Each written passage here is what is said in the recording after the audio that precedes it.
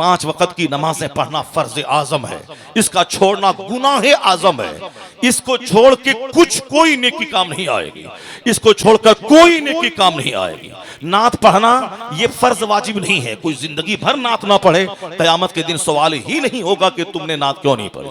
कोई सारी जिंदगी तकरीर नहीं करे, क़यामत के दिन सवाल ही नहीं होगा कि तुमने तकरीर क्यों नहीं की।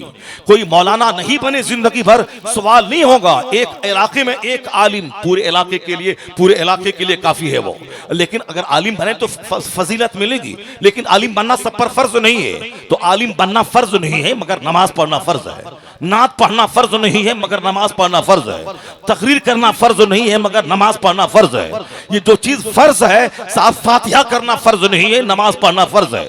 जुलूस मुहम्मदी निकालना फर्ज नहीं मगर नमाज पढ़ना फर्ज है। गौसे आजम की 11वीं की नियाज फर्ज नहीं मगर नमाज पढ़ना फर्ज है।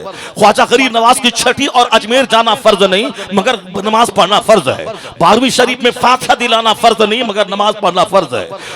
मुहर्रम शरीफ में खिचड़ा बना के फातिहा देना फर्ज नहीं मगर नमाज पढ़ना फर्ज है। यही तो है मसलक के आला हजरत। जिन लोगों ने कहा कि नमाज वगैरह कुछ कोई जरूरत नहीं है, फातिहा पढ़े, गौस पाक की 11वीं में बकरा ज़बह करे, मुहर्रम में अखाड़ा बनाए, ताजिया बनाए, इमाम बड़ा बनाए, पंजा का जुलूस निकाले, जन्नत चले जाएंगे। वो भी जहन्नमी।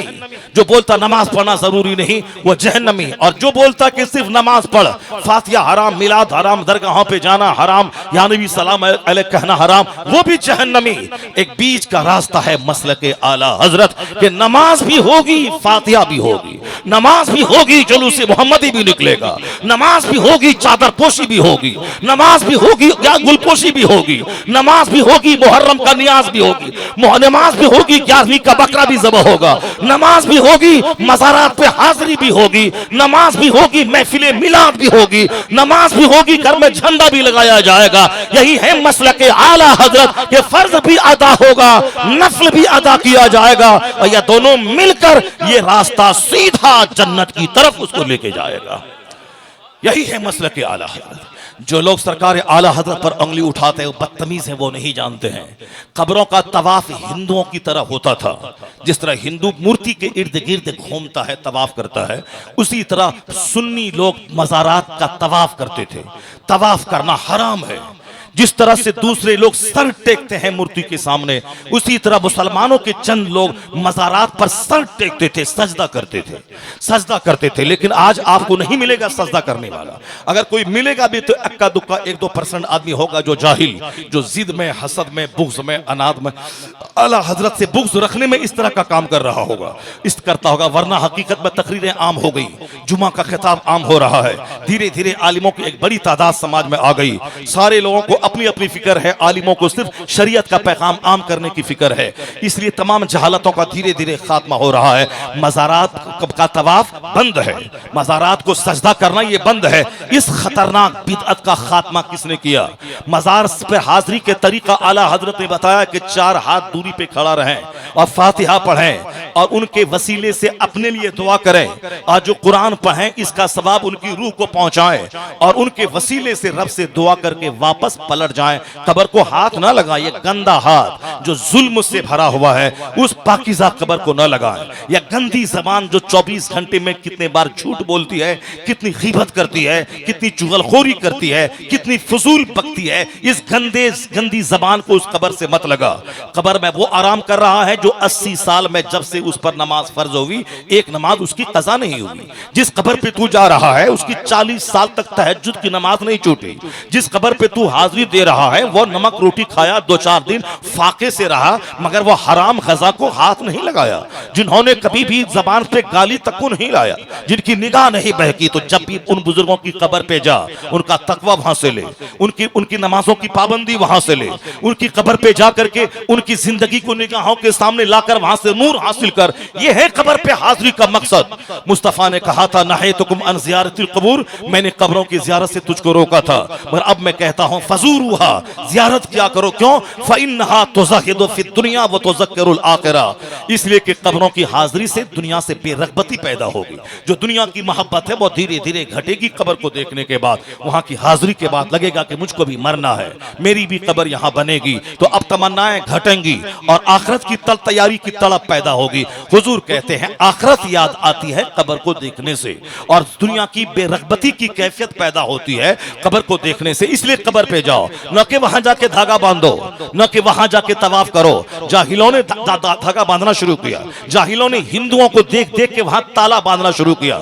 जिस तरह हिंदू लोग दरख्तों पे ताला बांधते हैं, वहां साफ कपड़ों के चिथड़े बांधते हैं। देखे होंगे बहुत सारे दरख्तों में कपड़ों के चिथड़े लटके हुए रहते हैं, वहां ताला लगा रहता है। उसी तरह का ताला लोगों ने अब दरगाहों में बांधना शुरू कर दिया, उसी तरह के कपड़े लोगों ने दरगाहों में बांधना शुरू किया।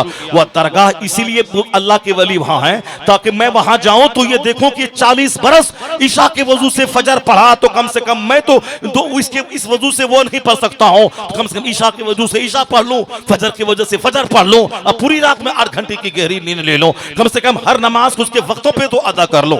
ये वहां से स्पिरिट मिलता है, मगर हमने उसको दुनिया के हासिल करने का जरिया बना दिया। वहां धागा बांधना शुरू किया। किसने इस धागे की बिदअत के खिलाफ जबान खोली? किसने इस ताले की बिदअत के खिलाफ जबान खोली? किसने उस मज़ारात के तवाफ के खिलाफ उन्होंने कलम चलाया?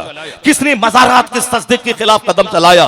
बदतमीज हैं वो जो आला हजरत के खिलाफ उनको मुजद्दिदुल बिदअत कहते हैं। वो नहीं जानता, वो तासुब में बोलता है, वो हसद में बोलता है, वह जलन की वजह से बोलता है। जिस तरह अजमेर का मुजाविर हसद में बोलता है, तासुब में बोलता है कि रजा का सलाम यहां नहीं पढ़ा जाएगा, क्योंकि वह जानता है उनके पांव में जो बेड़ियां हैं वह मसलक अहले सुन्नत में वो हराम है। अगर रजा का मसलक वहां पहुंच गया तो फिर उसको बेड़ियां खोलना पड़ेंगी। उसे मालूम है कि रजा का मसलक वहां पहुंच गया तो फिर उसको बहुत सारे खुराफात को छोड़ना पड़ेगा, उसे मालूम है। लेकिन अगर उसका दिल जिंदा है तो वो कभी सलाम पढ़ने वाले को वह खदेड़ के मारेगा नहीं।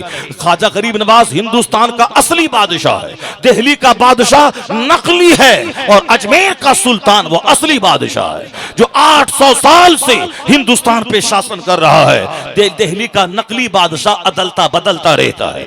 आजादी हिंदुस्तान के बाद सबसे पहला बादशाह पंडित जवाहरलाल नेहरू बना, बदल गया। गुलजारी लाल नंदा उसके बाद बना, वो बदल गया। मुरारजी देसाई बने, वो बदल गए। इंदिरा गांधी बनी, वो बदल गए। उसका बेटा राजीव बना, वो बदल गया।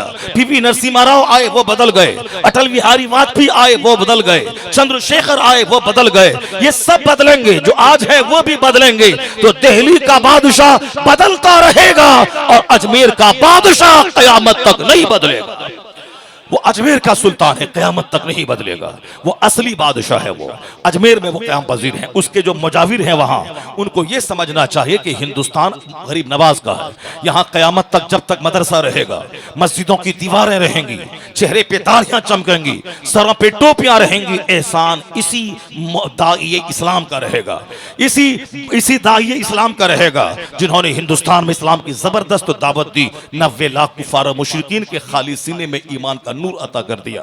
वही धीरे धीरे बढ़ते बढ़ते आज 40 करोड़ की सूरत में लोग तब्दील हो गए। पूरा हिंदुस्तान उनका है। वो चमन उसने लगाया है। जो चमन लगाता है उसको दर्द होता है चमन से। उसने हिंदुस्तान को सींचा है।